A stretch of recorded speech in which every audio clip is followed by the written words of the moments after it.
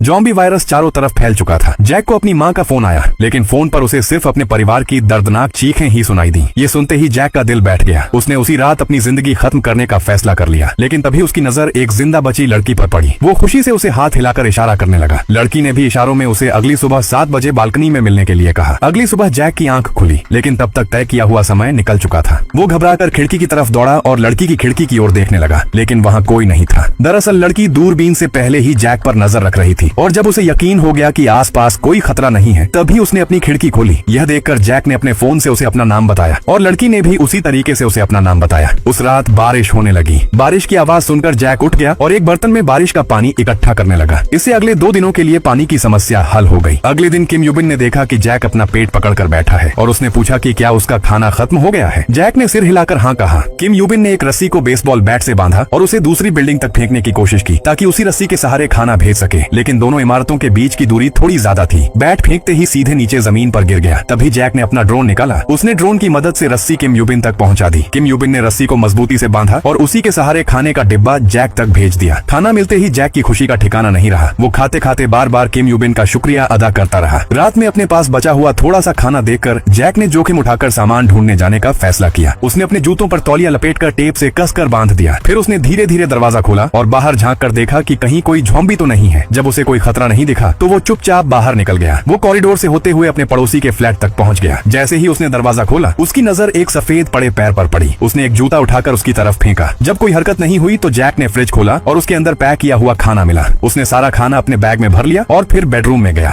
जहां उसे और भी जरूरी सामान, हेडफोन, एक जैकेट और मेज पर रखा हुआ एक वॉकी टॉकी भी मिला। सब कुछ तलाशने के बाद जैक जल्दी से घर लौट आया और पड़ोसी के घर से लाया हुआ खाना खुशी खुशी खाने लगा। पेट भरने के बाद उसने कुछ खाना और एक वॉकी टॉकी एक डिब्बे में रखा, उसे रस्सी से बांधा और किम यूबिन के पास भेज दिया। अगले दिन जैक की नींद वॉकी टॉकी से आती आवाज सुनकर खुली। उसने तुरंत वॉकी टॉकी उठाया और किम यूबिन को जवाब दिया। जैक बहुत खुश था, क्योंकि इस तबाही के बाद पहली बार उसने किसी दूसरे इंसान की आवाज सुनी थी। इसके बाद दोनों ज़ॉम्बी वायरस फैलने से पहले की अपनी जिंदगी के बारे में बातें करने लगे। वे खाना खाते समय भी वॉकी टॉकी पर अपनी रोजमर्रा की बातें साझा करते और सोने से पहले भी देर तक बातें करते रहते। उसी दिन बाहर जोरदार गरज की आवाज आई। जैक को लगा कि बारिश होने वाली है। वो बारिश का पानी इकट्ठा करने के लिए खिड़की खोलने गया, लेकिन बाहर का आसमान बिल्कुल साफ और धूप से भरा हुआ था। जब उसने सामने देखा तो दूसरी इमारत की सीढ़ियों में बड़ी संख्या में ज़ॉम्बी इकट्ठा थे, और वो आवाज उनकी अफरा तफरी भरी हरकतों से आ रही थी। अगले एपिसोड के लिए कमेंट में यस टाइप करें।